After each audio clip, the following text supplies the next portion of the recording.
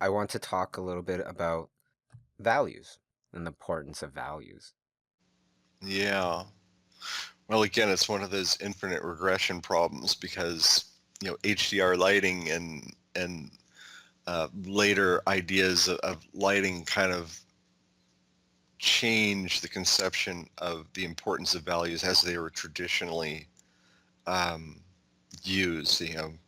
It used to be in light and dark, you will have a big separation, but that's not always the case. And there's a lot of creative things that you can do with not sticking with that.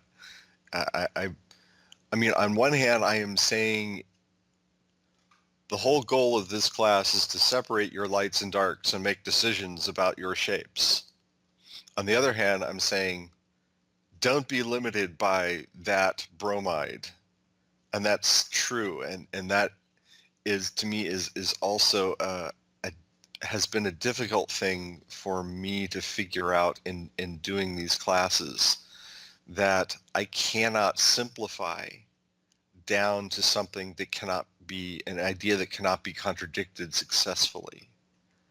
And that's always what a problem that I've had with any type of compositional rules or any other types of rules of thumb in art, is I can find you a masterwork that contradicts it.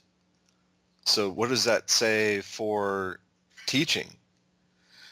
It means I'm always going to be saying, well, you should do this, except in this case, in this case, in this case. Maybe I should put a disclaimer on the beginning of it saying, these are vague suggestions. They are not right in all cases by a long shot, but they are a good place to start. Because I know that when I was desperate to learn, when I was at school and I had, I was, I have to get better. I have to get good enough to get a job. And you just want to go to somebody who supposedly knows what they're talking about, one of your teachers, and say, tell me something I can hold on to that is always true. And there isn't anything like that. Um, and I learned certain things and it got ground into my head and I couldn't get rid of them. And that it really kind of limited my later development because I did not I couldn't get rid of these reflexes that were put into my brain during a traumatic time of trying to learn super fast. So I've that has been a great hesitation in my doing this class, is I don't want the things that I'm saying to be misconstrued as, okay, I've found the answers. Light and dark separating, that's what everybody should do. That's the basis of all good art. No, it's only useful, like I say, in HDR is a perfect example of an exception to extreme separation between light and dark. So um, I just, I guess that's why you taught many different approaches to uh, values and how HDR is yes, different than. yes.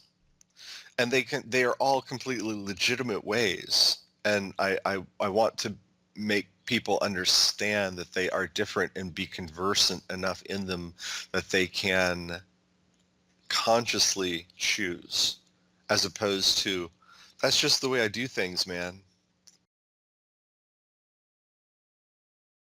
People think they know how Schoolism subscriptions work, but most of them don't. When we subscribe to a class, we don't just get access to the videos, but we get an entire course designed to create real evolution in how an artist thinks and sees.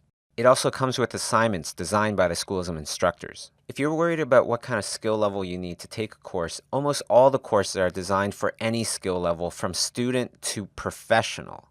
How could that be? Because people take Schoolism classes not to learn the be-all, end-all of doing something, because there is none. We take Schoolism classes to learn how that particular artist does what they do. That's how we fast forward our developing and evolving our art skills. However, if you're still concerned that you picked a class that's too difficult, just switch to any of the other 20 plus Schoolism classes you get by subscribing, because when you subscribe to one course, when you buy one course, you get all 20 plus courses for free. What I recommend is signing up for an annual Schoolism subscription because then you'll save even more. And the best part is that you commit to a year of learning and leveling up your art. Go to schoolism.com and sign up today.